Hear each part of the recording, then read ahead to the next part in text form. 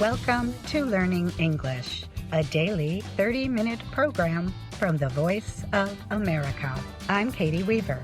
And I'm Mario Ritter Jr. This program is designed for English learners, so we speak a little slower and we use words and phrases especially written for people learning English. On today's program, John Russell reports on the European Climate Agency's latest announcement about the world's temperature. Jill Robbins has a lesson on pronouncing names correctly. Brian Lynn has the latest on legal action over TikTok. Then, the lesson of the day. But first, a recent report by the European Climate Service Copernicus says that November was the second warmest November for which the agency has records. The finding means that Copernicus will likely declare 2024 the hottest year ever measured using its sets of data. Copernicus called last year the hottest on record. But after this summer, scientists involved in the effort were expecting that 2024 would set a new record.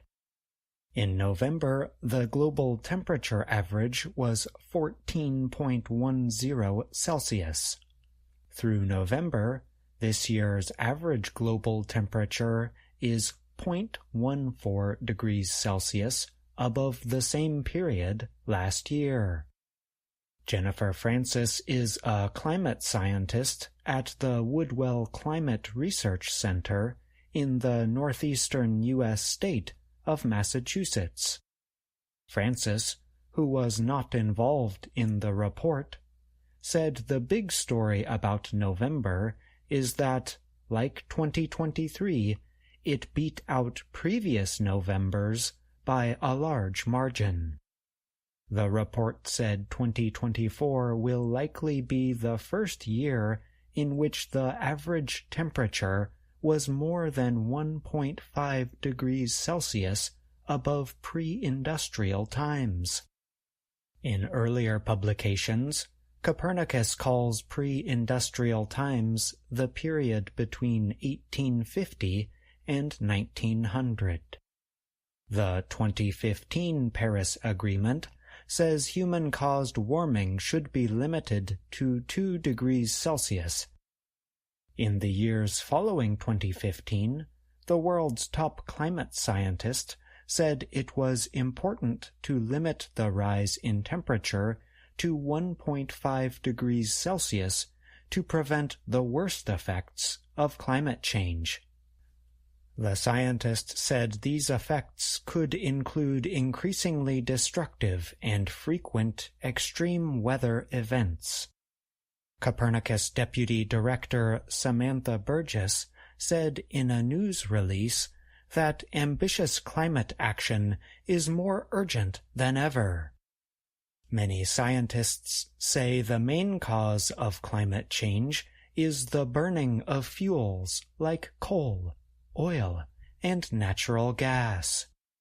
Francis said the new records are terrible news for people and ecosystems. Francis predicted bad effects from the quickly changing climate. These include the possibility of animals dying off and changes to the natural food webs that the animals are part of. She added that coastal communities may face problems because of rising sea levels. Experts said heat waves over the oceans and a loss of sea ice and snow cover probably played a part in the temperature increase this year. Copernicus, the European agency, said the area of Antarctic sea ice in November was 10% below average, a record. The Associated Press reports that oceans absorb about 90% of the heat trapped by greenhouse gases. They then release heat and water vapor back into the atmosphere. Last year's record heat was caused partly by an El Niño, a temporary natural warming of parts of the Central Pacific that affects weather worldwide. But that ended earlier this year, and an effect that often follows, called La Niña, failed to take place. This left the scientific community a little perplexed by what's going on here, why temperatures are staying high, said Jonathan Overpeck. Overpeck is a climate scientist at the University of Michigan. One theory is that an El Niño releases more heat to the atmosphere because of warmer ocean waters. Overpeck said, "We're not getting the cooling effect that, often in decades gone by, helps bring the temperature back down. This year," he said, "is such a big jump following yet another jump." I'm John Russell.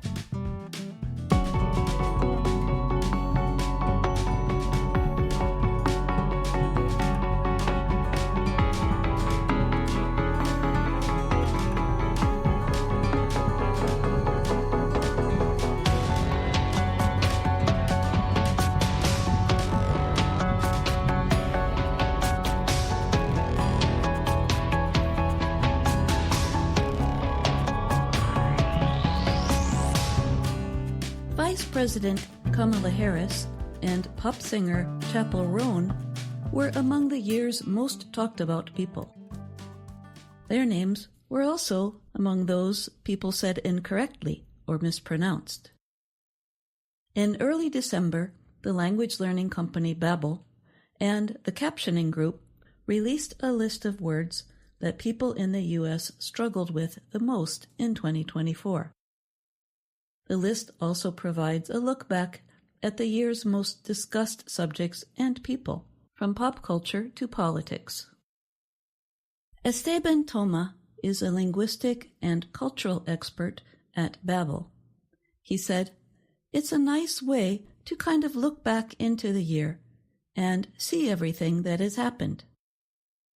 Chappell Roan became famous this year and is nominated for 6 Grammy Awards. But people still do not know how to say her name correctly.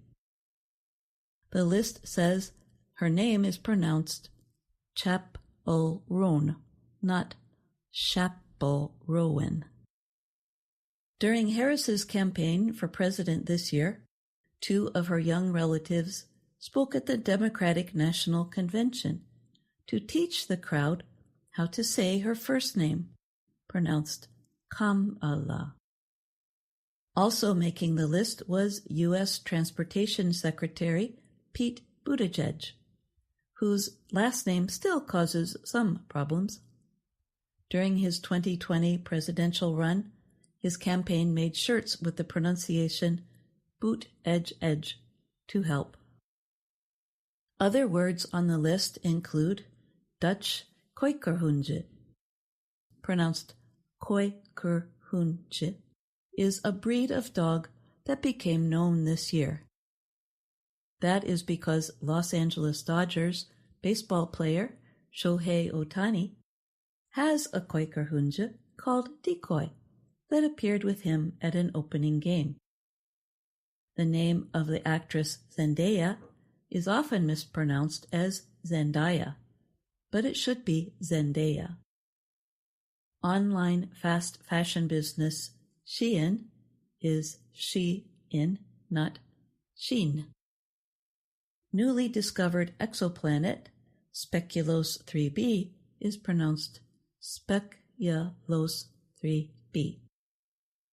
Frisia, the mascot of the Paris Olympics, is pronounced Frisia.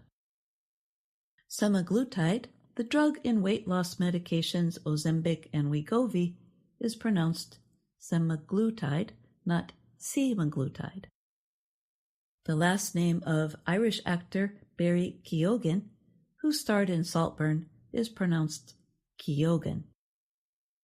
Nancy Niedzielski is chair of the linguistics department at Rice University in Houston. She points out that most of the words on the list are not English, so it is not surprising that they would be mispronounced in the U.S. The key to pronouncing them correctly, she said, would probably just be hearing them spoken. Toma, a native Spanish speaker, said if you cannot pronounce a word, it is important to just keep trying. One of the problems we have is our mouths are not trained to do those sounds that come from different languages, he said. Toma admitted even he struggles with some words, including Harris's first name. Even though he knows the correct pronunciation, he said, it is hard to get it right in a conversation. As Roan's music gained popularity, it was an interesting cultural moment to watch as people learned to pronounce her first and last name, he said. The way we create understanding with each other is just trying to do these things, Toma said. I'm Jill Robbins.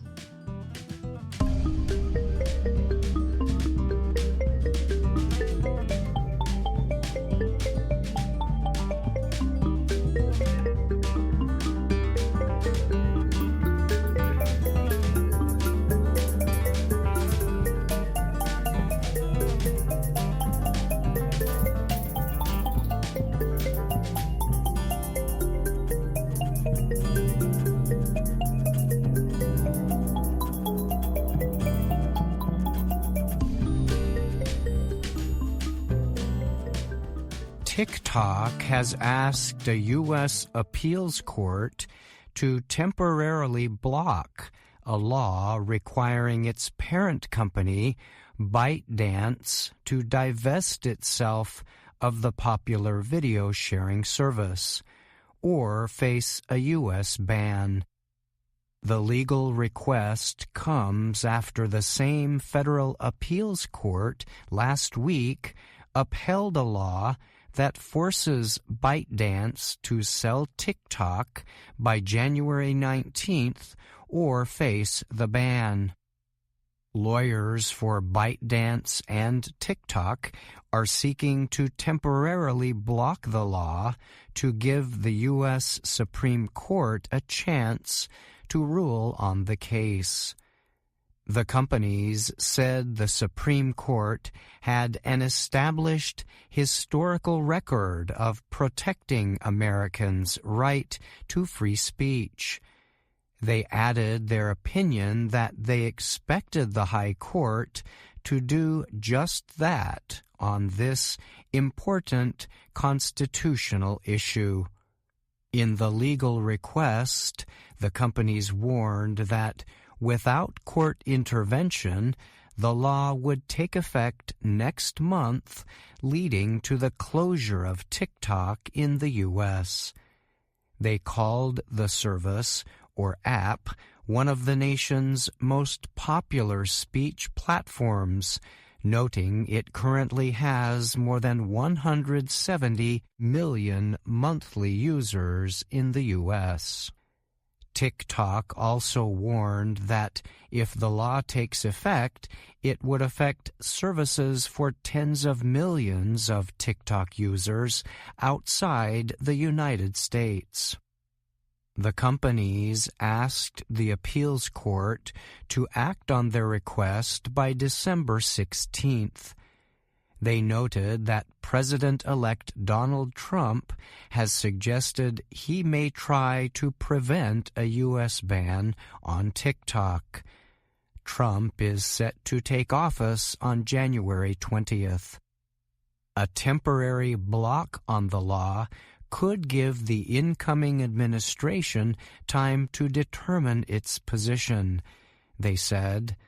The new administration's position, the companies argued, could make the Supreme Court hearing of the case unnecessary. Unless the Supreme Court rules, a decision about whether to delay the TikTok ban would rest with President Joe Biden. he could approve a 90-day extension past January 19th. However, experts have noted it is not clear whether ByteDance could meet a series of requirements needed to permit an extension. U.S. officials have long warned that TikTok presents national security concerns. The government accuses ByteDance of sharing user data with China's government. Critics have said China could also use TikTok to spread misinformation and that material published on the service can harm the mental health of young users. TikTok has repeatedly denied the accusations. In its ruling, the appeals court recognized that 170 million Americans use TikTok to create and view all sorts of free expression. However, it added that a divestment of the service from Chinese control was essential to protect our national security. ByteDance has said it does not plan to sell TikTok. Technology experts have noted that even if the company did agree to sell, the deal would likely be blocked by Chinese export rules. However, some American investors have expressed interest in buying the company's American operations. They include Trump's former Treasury Secretary, Steven Mnuchin, and billionaire businessman Frank McCourt. Reuters news agency reports that it is not yet clear whether the Supreme Court will consider the case, but some legal experts have said the High Court is likely to agree to hear it. The law is considered by some a test to see how far the U.S. government should be permitted to go in acting against technology companies using national security as a reason. I'm Brian Lynn.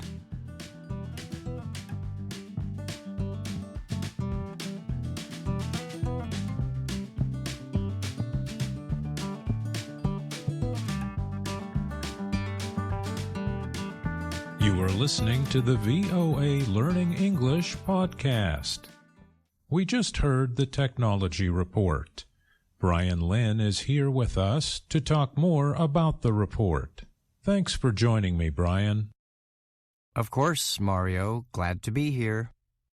This week's report dealt with efforts by TikTok to delay a U.S. law that could ban the video sharing service in the U.S.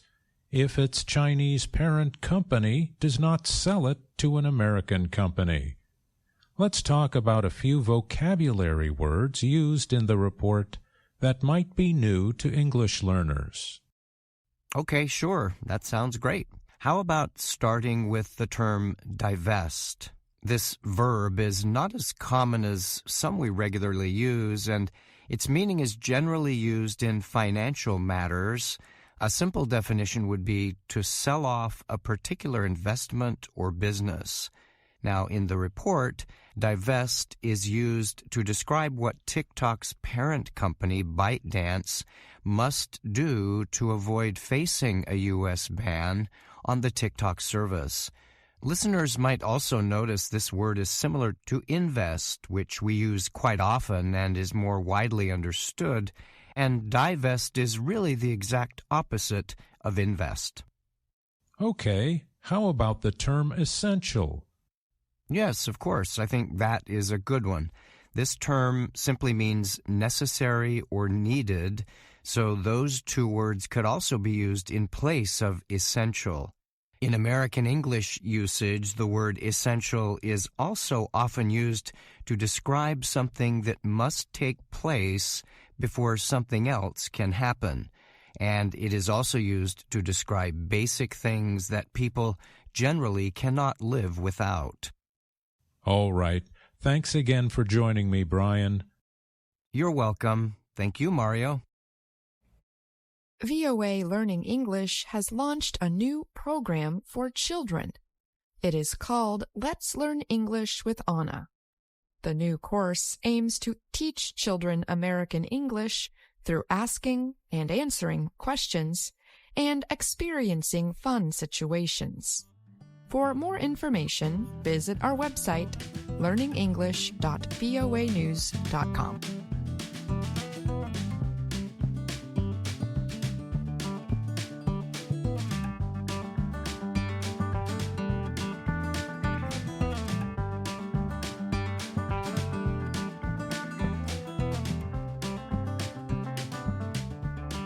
And now it's time for the lesson of the day on the Learning English podcast. My name is Jill Robbins, and I'm joined by Andrew Smith. Hi, Andrew. Hi, Jill. Our lesson is based on our video series, Let's Learn English. The series shows Anna Mateo in her work and life in Washington, D.C. Here's Anna introducing herself. Hello, my name is Anna Mateo. In a recent lesson of the day, we explained the differences between the verbs talk and speak. Today, we compare the verbs tell and say. We'll be listening to some of Lesson 22, Level 2 of Let's Learn English to give some examples of these verbs. You know, we often get emails from our audience asking about how to use these two verbs. At first glance, it seems they should work the same way as they have the same meaning. But that's not the case. So I'm sure this will be very helpful. Tell us more, Andrew. Okay. Here's the main idea to help your English. We put indirect object pronouns or nouns directly after the verb tell. Here's some examples. Tell me the truth. Tell me the truth. Tell her the answer. Tell her the answer. Tell them what we said. Tell them what we said. But with the verb say, we can't put those pronouns directly after the verb.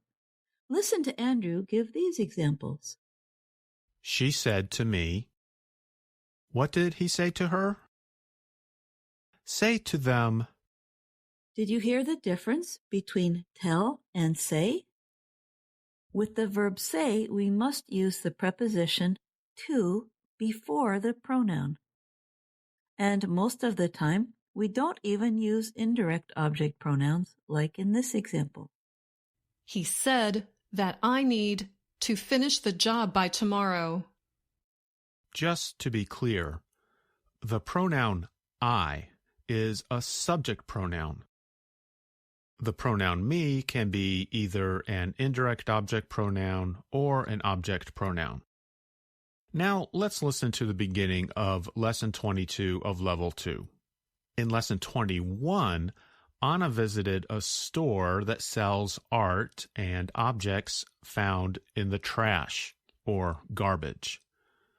Now, Anna has tried to make art or special objects from the things she found. Try to listen for the difference between the verbs tell and say. Welcome to class, Anna. I can't wait to see your trash. Oh, okay. All right. It's a net with that's got a hole in it. Oh, tell me about that. This net said to me, Anna, I used to catch stuff. I don't anymore. So use me, Anna. That's what it said. It said, use me, Anna. Okay. So the plastic helmet. This plastic helmet said, Anna, hey, Anna, find me a head. Okay. And a broken toy. This broken toy, This broken toy said to me, it said, Anna, help me find fun. Help me, Anna, is what it said. Anna, this stuff is not saying anything to you or me or anyone. It's what we like to call in the business garbage. We heard Sue say, Tell me about that. And we heard Anna say, This broken toy said to me, it said, Anna. you can hear how Anna used the preposition to after the verb say. and of course, the objects don't really talk to Anna. Anna just means that she was interested in the objects in a special way. As we explained in our previous podcast lesson, we can say that the objects spoke to her. And notice that the past tense of say is pronounced said. You can remember this pronunciation by thinking of words that rhyme with said, such as read and head. And what about the past tense of tell? Let's listen to more of Lesson 22 to hear that verb. Anna, what happened? I told you to wait for me. Actually, you told me not to start without you. The verb tell changes to told in the past tense. It sounds like Anna had some problems following directions in the class. She sure did. Our listeners should really watch the video to see just how badly Anna followed directions. Yeah, I think it's pretty funny. Anna ends up with pieces of paper glued all over her. Okay, now we're going to move to the last part of our lesson. To learn how to use the verbs tell and say correctly, it can be helpful to simply hear several examples. So, Jill and I are going to read the following chant, which is kind of like a poem. Are you ready, Jill? Ready? Okay, here's the chant. I can tell you, and you can tell her. She can tell them, and they can tell him. He can tell us, and then we will learn if everyone said the same thing you did. But if he says something we did not say, then we will know that something's astray. Astray just means wrong, or not really right. I can tell you, and you can tell her. She can tell them, and they can tell him. And if he tells us the same thing we said, what I told you is what you told her, and what she told them is what they told him. Isn't it great when everyone listens? That way you don't need to say it again. But maybe this poem's a little bit tricky. I think they just might need to hear it once more. And that's exactly what rewind is for. Okay, I get what you mean. Now let's continue before I turn gray. No comment on that, so take it away. Now we will tell you just what to say to family and friends and those who will listen. You can learn English by starting today with programs we make here at VOA. Our website is learningenglish.voanews.com. And remember, you can write to us at learningenglish@voanews.com. You can ask us questions or comment on our lessons. Tell us what you think about our programs. Or tell us something about yourself and what you enjoy. We hope you enjoyed today's lesson about the verbs say and tell, and Anna's effort to make treasure out of trash. Thanks for listening. Say goodbye, Andrew. Goodbye, Andrew. Very funny. I'm Jill Robbins. And I'm Andrew Smith.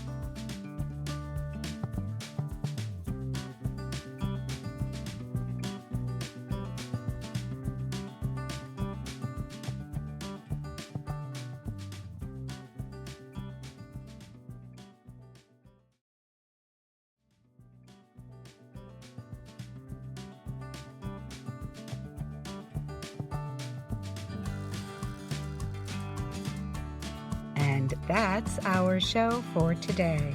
But join us again tomorrow to keep learning English on the Voice of America. I'm Katie Weaver. And I'm